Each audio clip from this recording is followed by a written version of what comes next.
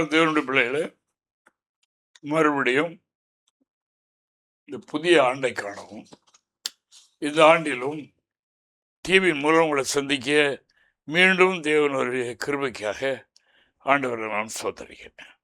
ஆண்டவருக்கு மகிமை, தேவனுக்கு சோத்திரம். எப்பொழுதும் இன்று நம்முடைய தியானத்துக்கு தருகிற வார்த்தைகளை நாம் கேட்குமென்னால் ஒரு ஜெபம் பண்ணுவோம். கர்த்தாவே, உமக்கு நன்றி, உமக்கு நன்றி, உமக்கு ஸ்தோத்திரம். ஐயா கர்த்தாவே, ஒரு ஆண்டை கடந்து ஒரு புதிய ஆண்டுக்குள் நான் பிரவேசிக்க கிருபை செய்தீர். மற்றற்ற கிருபை இறக்கும் சுவாமி, அதற்காக உமக்கு நன்றி.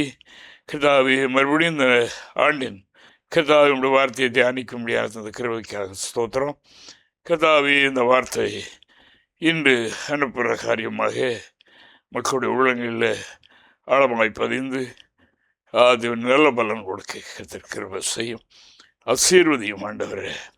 நாங்கள் திருவசனத்தை கேட்கின்றவர்களாய் மாத்திரமல்ல, அதன்படி செய்கிறவர்களாக நாங்கள் இருக்க கர்த்தர் விரும்புகின்றீர். இந்த வார்த்தை கேட்கின்ற ஒவ்வொருவருக்கும் அந்த கிருபையை ஆண்டவர் தந்தள வேண்டும் என்று ஜெபம் பண்ணுகிறோம். ஆசீர்வதியும். வார்த்தை வல்லமை உள்ளது. கர்த்தாவை கேட்கின்றவர்களுடைய சரீரத்திலும் ஆத்மாவிலும் அது செயல்படட்டும்.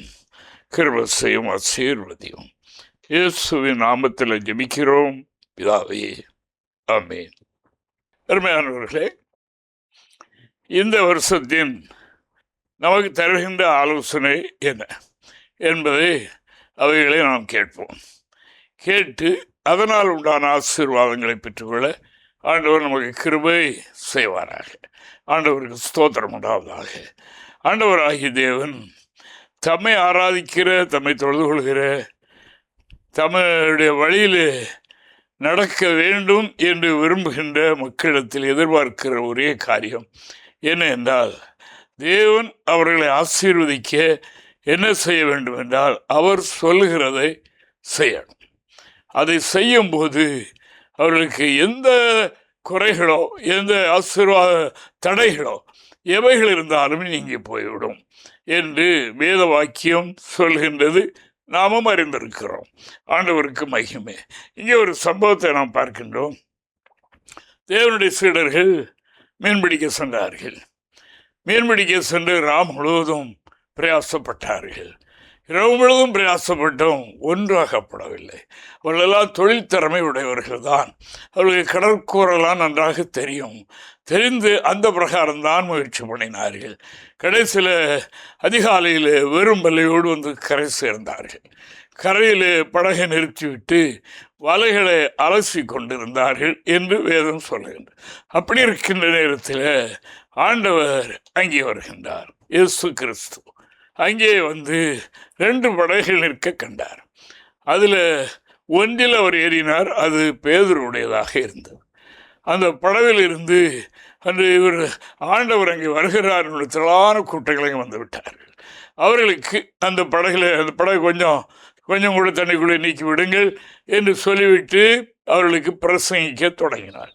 பிரசங்கித்து முடிந்த உடனே பேதுருவை கூப்பிட்டு படகை கடலுக்குள் கொண்டு போய் மீன் பிடியுங்கள், வலை போடுங்கள் என்று சொன்னார். இதுதான் இப்போ நாம் யோசிக்க வேண்டிய காரியம். அவர்கள் வெறும் படகோடு வலையோடு வந்து கரையில் நிற்கிறார்கள். அதே வழியிலே மறுபடியும் போக சொல்லி அங்கே போய் அதே இடத்துல மீன் பிடியுங்கள் என்று சொன்னார். அவர்தான் கடவுள். அவர் கடவுள். இல்லாமல் இருந்து எல்லாவற்றையும் செய்ய வல்லவர் என்று நாம் காணுகின்றோம். அதுபடினால இந்த பேதுரு என்ன சொல்லுகிறார்? நான் இப்போ திருவசனத்தை வாசித்து கேட்போம். லூக்கா 5ஆம் அதிகாரம் 4 முதல் 6 வரைக்கும் உள்ள வசனங்களை நாம் வாசிக்கலாம். அவர் போதகம் பண்ணி முடித்த பின்பு சீமோனை நோக்கி, ஆழத்திலே தள்ளி கொண்டு போய் மீன் பிடிக்கும்படி உங்கள் வலைகளை போடுங்கள் என்றார். அதற்கு சீமோன், ஐயரே, ராமுழுவதும் நாங்கள் பிரயாசப்பட்டும் ஒன்றும் அகப்படவில்லை. ஆகிலும் உம்முடைய வார்த்தையின்படியே வலையை போடுகிறேன் என்றான். இதுதான் அந்த கீழ்ப்படிதல். இதான் கீழ்ப்படிதல். ராமுழுவதும் எங்களுடைய முயற்சினாலும் பிரயாசத்தினாலும் எல்லாம் செய்து பார்த்தோம், ஒன்றும் இல்லை.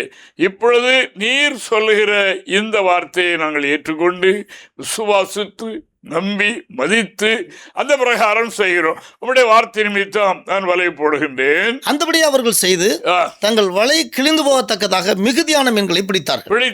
அதே இடம்தான், ராமழுதூரில் பிரயாசப்பட்ட இடம்தான், அதே கடல் தான். ஆனால் இங்கே சொல்லுகிறது யார்? கடவுள் சொல்லுகின்றார்.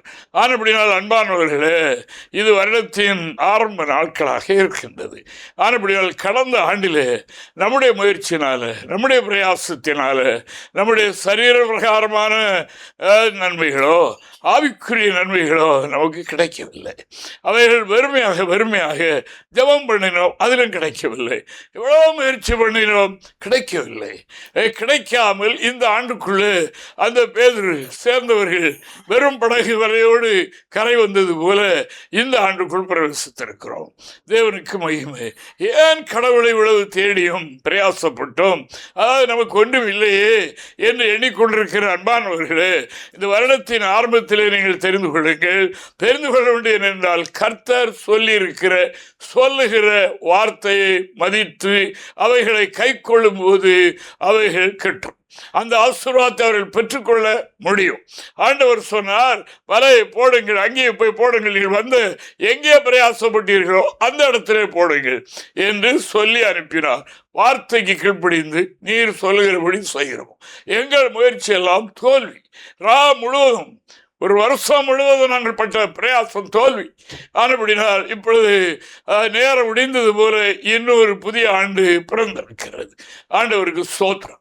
இந்த ஆண்டில் நம்முடைய பெருமை மாற, நம்முடைய வறுமை மாற, நம்முடைய ஆன்மீகத்திலே நாம் ஈடேற வளர, ஆண்டவரோடு நெருங்க, இந்த பூமிக்குரிய காரியங்களிலே, அதாவது நாம் செய்கிற தொழிலோ வியாபாரமோ, அதாவது மற்றும் எந்த ஒரு காரியமோ, அதாவது சிறப்பாய் அவைகள் நடக்க கொஞ்சமில்லை. அவர்கள் பிடித்தது எப்படி? அதாவது வலை கிழியத்தக்கதாக பிடித்தது மட்டுமல்ல, தூரத்தில் நின்ற மற்ற படகினர்களும் வந்து தங்கள் படகுகளை நிரப்பினார்கள்.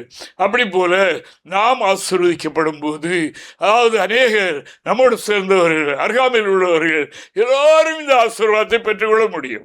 நாம் தரித்திரமாயிருந்தால், அதாவது நம்மளுடைய வழியை நாம் செல்லுகின்ற இந்த பாதையில் யாரும் வரமாட்டார்கள். தேவனுக்கு மகிமை. நாம் ஆசீர்வதிக்கப்பட்டவர்களாக இருக்க வேண்டும். அதற்கு செய்ய வேண்டிய காரியம் என்னவென்றால், அதாவது ஆண்டவர் சொல்லுகிறபடி செய்யணும். அப்படி செய்கிறதான் இன்று இல்லை மனிதர்களுக்கு. அதாவது தங்களுக்கு விருப்பமானவர்களை ஏற்றுக்கொள்வதும் தங்களுக்கு பிடிக்காதவர்களை விட்டு விடுகிறதும் கொஞ்சம் கடினமாக என்று தெரிகிறது. காரியத்தை வெறுக்கிறதும் அதை விட்டு ஒதுங்கி தூரப்போகிறதும் இருக்கிறபடினால் நம்முடைய வெறுமை இன்னும் மாறவில்லை. இன்னும் நாம் வறுமை கோட்டுக்குள்ளதான் கிடக்கின்றோம். ஆனபடினால இவைகளை கவனியுங்கள். தேவனுக்கு மகிமை. நம்முடைய கையில் இருக்கிற பரிசுத்த வேதாகமும் இருக்கிறது. அத்தனை கர்த்தர் சொல்லி அருளப்பட்ட வார்த்தைகளும் எழுத்துகளுமே.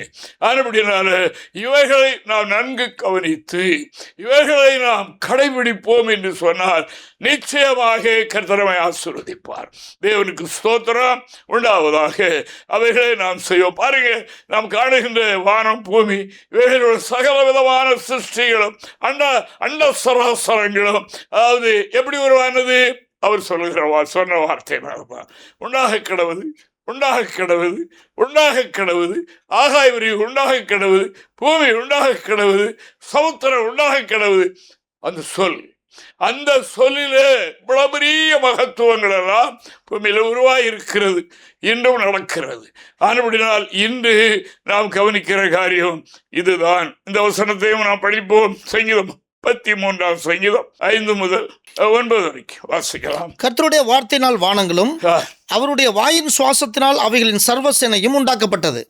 அவர் சமுத்திர ஜலங்களை குவியலாக சேர்த்து ஆழமான ஜலங்களை பொக்கிஷ வைப்பாக வைக்கிறார். பூமியெல்லாம் கர்த்தருக்கு பயப்படுவதாக, உலகத்தில் உள்ள குடிகள் எல்லாம் அவருக்கு அஞ்சி இருப்பதாக. அவர் சொல்ல ஆகும், அவர் கட்டளையிட நிற்கும். அவர் சொல்ல ஆகும், அவர் கட்டளையிட நிற்கும். எல்லாம் அவருடைய ஆளுகைக்குள்ளாக அவருக்குள்ளதான் அடங்கி இருக்கிறது. அது வெறுமையாக இருக்கலாம், அவர் சொல்லிவிட்டால் அது நிறைவாகிவிடும். இல்லாத ஒன்றாக இருக்கும், அவர் சொல்லிவிட்டால் உருவாகிவிடும் என்பது நிச்சயம். அதே மாதிரி நம்முடைய வாழ்க்கையில் என்னென்ன காரியங்கள் குறைபாடுகளோ, எந்தெந்த காரியம் நம்மை வருத்தப்படுத்துகின்றதோ அவைகள் நம்மை விட்டு நீங்கி போக நாம் செய்ய வேண்டிய காரியம் என்ன என்றால், அவருடைய சொல்லுக்கு, அவருடைய வார்த்தைக்கு நாம் கீழ்ப்படிய வேண்டும், அதை ஏற்றுக்கொள்ள வேண்டும். அப்படி நாம் செய்ய வேண்டும். அப்படி நாம் செய்யும் போது உம்முடைய வார்த்தையின்படி நாங்கள் செய்கிறோம். எங்களுடைய பிரயாசம் தோல்வி, உம்முடைய வார்த்தையின்படி செய்தார்கள். உடனே வலை கிழியத்தக்கதாக, நிரம்பத்தக்கதாக மீன்களை பிடித்தார்கள் என்றுதான் இந்த வருடத்தின் ஆரம்பத்தில் ஆண்டவர் இந்த டிவியின் மூலமாக உங்களுக்கு தருகிற செய்தி. ஆண்டவருக்கு ஸ்தோத்திரம். இதை நீங்கள் தொடங்குவீர்கள் என்றால் இந்த வருடத்தின் முடிவில் நீங்கள் நிறைவுடையவர்களாக இருப்பீர்கள். தேவனுக்கு ஸ்தோத்திரம் உண்டாவதாக. அப்படினால் அன்பான கர்த்தருடைய பிள்ளைகளே, விலகினமா சுகீனமா, சூழல்கள் சரியில்லையா, இதை நீங்கள் செய்யுங்கள். பாருங்க, ஒரு 100க்கு அதிபதி என்ற ஒரு கேப்டன், இந்த கேப்டன் ஆண்டவரை பற்றி கேள்விப்பட்டு கொண்டே இருந்தான். அவருடைய மகத்துவங்களை குறித்து அவர் கேள்விப்பட்டு கொண்டே இருந்தார். ஒரு நாள் அவருடைய வேலைக்காரன் மரணப்படுக்கையில் திமிர்வாதமாக படுக்கையில் நடக்கும்.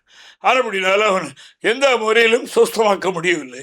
இயேசு பெரிய பெரிய அற்புதங்களை செய்கிறார், இன்றும் செய்கிறார் என்று நான் கேள்விப்படுகிறேனே.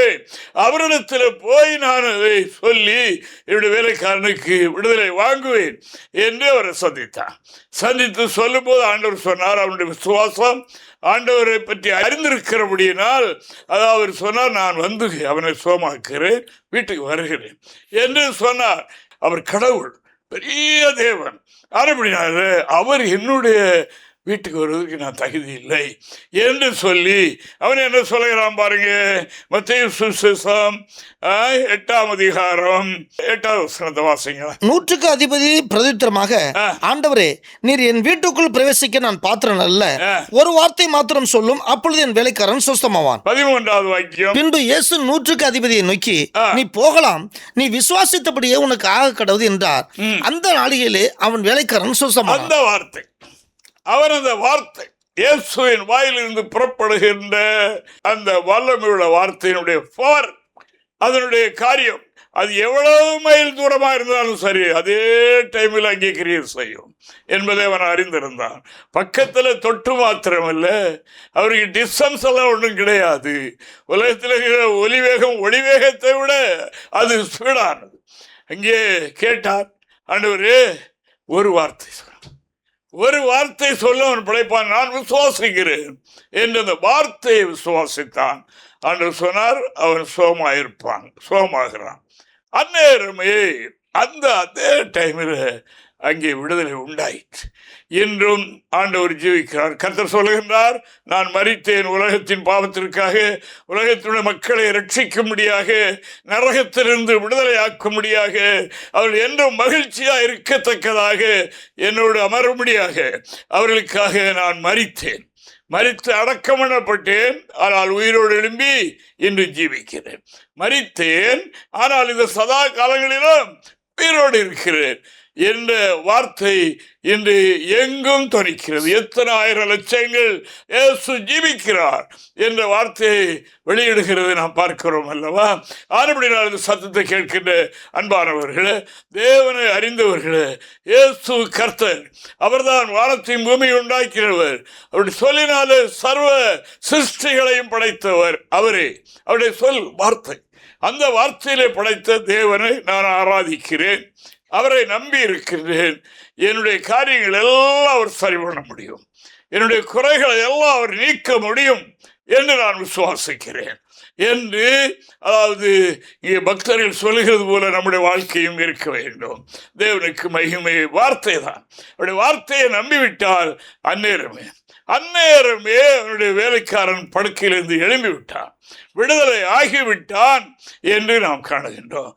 கேளுங்கள் அன்பானவர்களே, ஆண்டவரே, என்னுடைய பிரயாசம் தோல்வி, ஆனால் நீர் சொல்லுகிறீர், நீர் சொல்லுகிறபடி நான் செய்கிறேன் என்று சொன்னார்கள். இதைத்தான் மனதில் இன்றைக்கு வைத்துக் கொள்ளுங்கள். தேவனுக்கு மகிமை. இந்த வருடத்தின் ஆரம்பத்தில் உங்களில் தொடர்ந்து கிரியை செய்வது இந்த வார்த்தையாக இருக்கட்டும். தேவனுக்கு மகிமை உண்டாவதாக. ஆண்டவராகிய இயேசு கிறிஸ்து, அதாவது அவருடைய சீடர்களும் ஒரு கல்யாண வீட்டுக்கு அழைக்கப்பட்டிருந்தார்கள். அங்கே இயேசுவின் தாயாரும் அங்கே இருந்தார்கள். அங்கே என்ன ஆயிற்று என்றால் அங்கே ஒரு குறை உண்டாயிற்று. அதாவது மேலே நாட்டில் சாப்பிட்டு முடித்த பிறகு நம்ம நாடுகளில், சவுத்தில், தென்பகுதிகளில், இந்தியாவில் அதாவது என்ன பாயாசான இனிப்பு ஏதாவது ஒரு வகையில் கேஸ் ஏதாவது கொடுப்பாங்க. இனிப்பு ஆகார ஜீரணிப்புக்காக கொடுக்குறேன். இப்படி இருக்கும். மேலே நாட்டில் திராட்சை ரசம் முக்கியமாக கொடுக்கக்கூடியது. அப்படி இருக்கும்போது திராட்சை ரசம் தட்டுப்பாடாயிட்டு.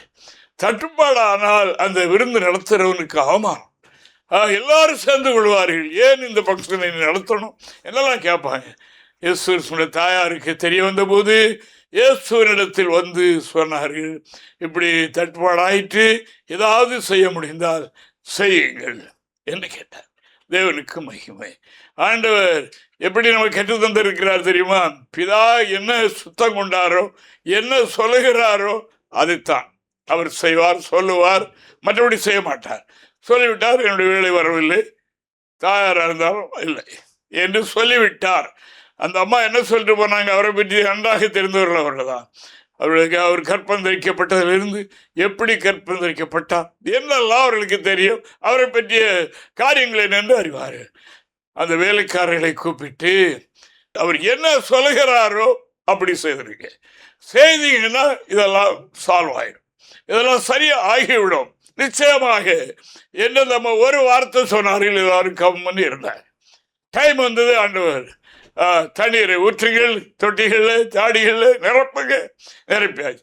முண்டு கொண்டு போங்க, கொண்டு போய் பரிமாறுங்க என்று எப்போ நாம அறிவுடையவர்கள் என்ன சொல்வார்கள்? தண்ணி கேட்கல, கைகளுவோ குடிக்கவோ தண்ணீர் கேட்கவில்லை. அங்கே என்ன வேணும்? ரசம் அல்லவா வேண்டும். ஒரு மாத்திரமும் அந்த வேலைக்காரர்கள் சொல்லவில்லை. அவர் சொன்னபடி தண்ணீர் நிரப்பினார்கள். சொன்னபடி கோரிக்கொண்டு போய் பந்தி விசாரிப்புக்காரர்களிடத்தில் கொடுத்தார்கள். அங்கே விசாரிக்கப்பட்டு அங்கே அவைகள் பரிமாறப்பட்டது. சாப்பிட்டவர்கள் என்ன சொன்னார்கள்? என்ன சொல்லியிருப்பார்கள்? இந்த ரசம் எங்கே இருந்தது இது வரைக்கும் என்று தானே சொல்லியிருப்பார்கள். தேவனுக்கு மகிமை. அதாவது அந்த வீட்டுக்காரனை, கல்யாண வீட்டுக்காரனை கூப்பிட்டு எந்த ஒரு மனிதனும் முதலாவது நல்ல ரசத்தை கொடுப்பான். கொடுத்து விட்டு பின்னால குறைவுபட்டால் தண்ணீரை போட்டு சமாளித்து சால்வ் பண்ணி விட்டுருவாங்க குறைவில்லாமல். அது ருசுகரந்ததாக இருக்கும். இது முந்தின ரசத்தை விட டேஸ்டாக இருக்குது, இது என்ன என்று கேட்டார்கள். யாருக்கு தெரியும்? கோரிக்கொண்டு போனானே அந்த வேலைக்காரனை மட்டும்தான் தெரியும் இந்த ரகசியம், வேற யாருக்கும் தெரியாது. எங்கேயோ இருந்து வந்திருக்க கொடுக்கிறார் என்று. அருமையான கட்டுரை பிள்ளைகளே, வாழ்க்கையிலே பச்சை தண்ணீரும் வாழ்க்கையில் இருக்கிற ருசியற்ற சமாதானமற்ற வாழ்க்கையும் மாறுவதற்கு ஒரே வழி, அவர் என்ன சொல்லுகிறாரோ அதன்படி செய்யணும். அதன்படி செய்து விட்டால் இன்றும் அது நடக்கும். தேவனுக்கு மகிமை.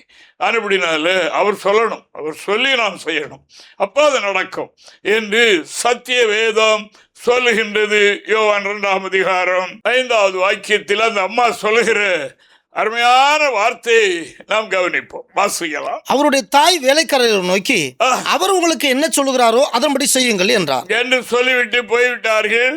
ஆண்டவர் தன்னுடைய வேலை வந்தவுடனே கூப்பிட்டார், ஆரம்பித்தார். சொல்லுங்க. அடுத்தால 2ஆம் அதிகாரம் 7-9 வரைக்கும். இயேசு வேலைக்காரரை நோக்கி, ஜாடிகளிலே தண்ணீரை நிரப்புங்கள் என்றார். அவர்கள் அவைகளை நிறைய நிரப்பினார்கள். அவர் அவர்களை நோக்கி, நீங்கள் இப்பொழுதும் உண்டு பந்தி விசாரிப்புக்காரனிடத்தில் கொண்டு போங்கள் என்றார். அவர்கள் கொண்டு போனார்கள். அந்த திராட்சரசம் எங்கிருந்து வந்ததென்று தண்ணீரை மொண்ட வேலைக்காரருக்கு தெரிந்தது என்று பந்தி விசாரிப்புக்காரனுக்கு தெரியாததினால் அவன் திராட்சரசமாய் மாறின தண்ணீரை ருசி பார்த்த போது மணவாளனை அழைத்து, எந்த மனுஷனும் முன்பு நல்ல திராட்சரசத்தை கொடுத்து ஜனங்கள் திருப்தி அடைந்த பின்பு ருசி குறைந்ததை கொடுப்பான், நீரோ நல்ல ரசத்தை இதுவரைக்கும் வைத்திருந்தீரே என்றான். தேவனுக்கு மகிமை. அன்பான தேவனுடைய பிள்ளைகளே, அடிக்கடி படிக்கிற வசனம், எல்லா இடங்களையும் பிரசங்கிக்கிற வசனமும் கூடதான். தேவனுக்கு மகிமை. இன்று இந்த வார்த்தை நம்மோடு பேசுகின்றது. இந்த வார்த்தை இன்று நமக்கு கொடுக்கப்படுகின்றது. தேவனுக்கு மகிமை உண்டாவதாக. என்ன கொடுக்கப்படுகிறது? அதாவது அவர் என்ன சொல்லுகிறாரோ அதன்படி செய்யுங்க. அதன்படி செய்தார்கள். பச்சை தண்ணீரும் ரசமாக மாறிட்டு அந்த வீட்டுக்காரனுக்கு கௌரவமும் மதிப்பு உண்டானது. அதாவது எந்த கல்யாண வீட்டிலையும் முன்புதான் ரசத்தை கொடுப்பான். ஆனால் இவரோ அதாவது பிந்தி அந்த ரசத்தை கொடுக்கிறார். அவ்வளவு டேஸ்டா இருக்குது. இயேசுவின் சொல்லை மதித்து அதன்படி செய்தால் அப்படித்தான் இருக்கும். தேவனுக்கு மகிமை. நம்முடைய குடும்பத்தில் அவ்வளவு டேஸ்டாக மதிப்பாக இருக்கும். அவ்வளவு அதாவது மற்றவர்கள் அதாவது நம்மில் இருக்கிற ஆண்டவரை அவளை கௌரவிப்பார்கள் என்று நான் உங்களுக்கு சொல்லிக் கொள்கின்றேன். இன்றைக்கு ஆண்டவரை அறிந்தவர்களும் ஆண்டவரை தொழுது கொள்கிறவர்களும் கர்த்தருடைய கடவுளுடைய எல்லா வார்த்தையும் நம்பாதபடியினால, எல்லா வார்த்தைகளையும் செய்யாதபடியினால அவர்களுக்கு வேறு விளக்கங்களும் மறுப்புகளும் கொடுத்து, ஆண்டவரே இது என்னால் முடியாது, என்னுடைய நிலைமை இப்படி என்று சொல்லுகிறதை காணுகிறோம். ஆண்டவராகிய தேவனுடைய நோக்கம் என்ன? அதாவது அவர் மனிதனிடத்தில் ஏதாவது வாங்கணுமா? அவர் சொல்லுகிற எனக்கு ஒன்று தேவை என்றால் நான் எடுத்துக்கொள்ள முடியாது, உங்களிடத்தில் கேட்கணுமா என்றெல்லாம் சொல்லுகின்றார். ஆனப்படினால் பின்ன ஏன் நமக்கு கட்டளைகளை போடுகிறார்?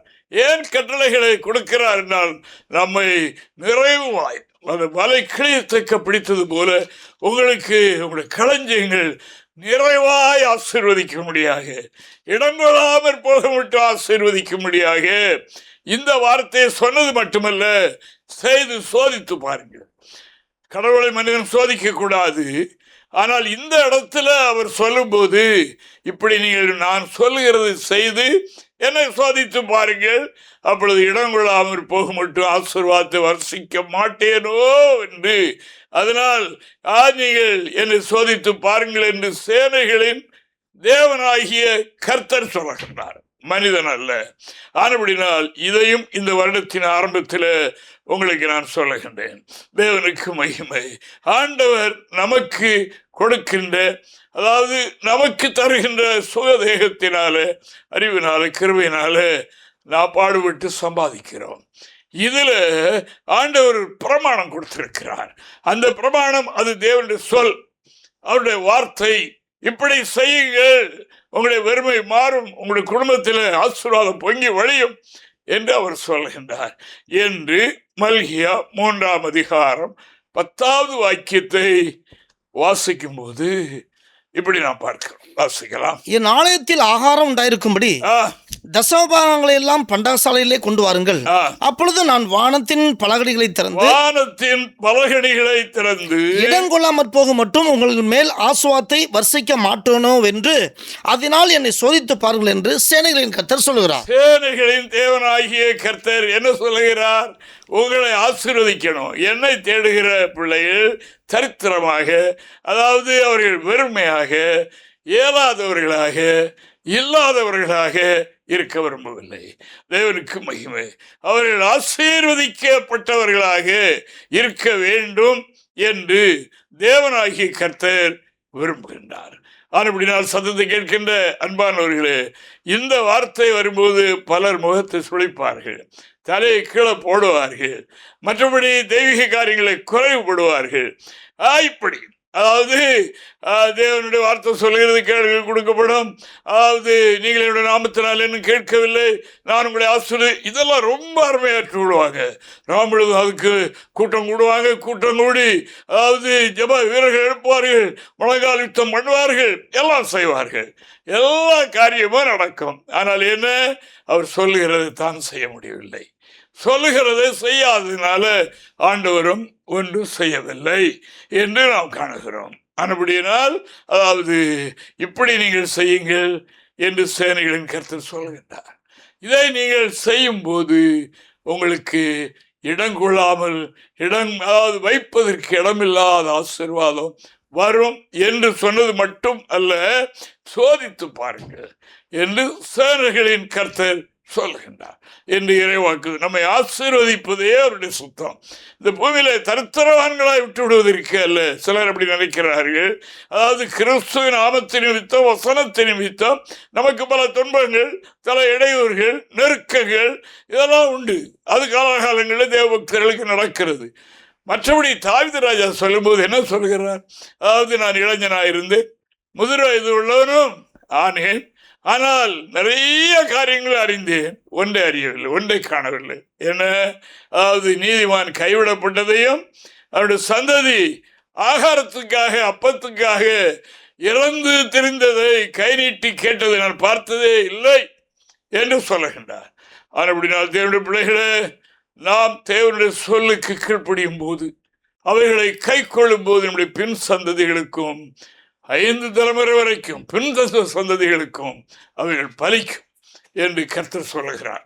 ஆனபடினால் தேவனுடைய பிள்ளைகளே, இந்த நாள் இந்த வார்த்தை நம்முடைய உள்ளத்தில் கேட்டோம். அவர் உங்களுக்கு சொல்லுகிறபடி செய்யுங்கள். தண்ணீரும் பச்சை தண்ணீரும் ரசமாக தித்திப்பான ரசமாக மாறிவிடும். தேவனுக்கு மகிமை உண்டாவதாக. தேவனுக்கு ஸ்தோத்திரம்.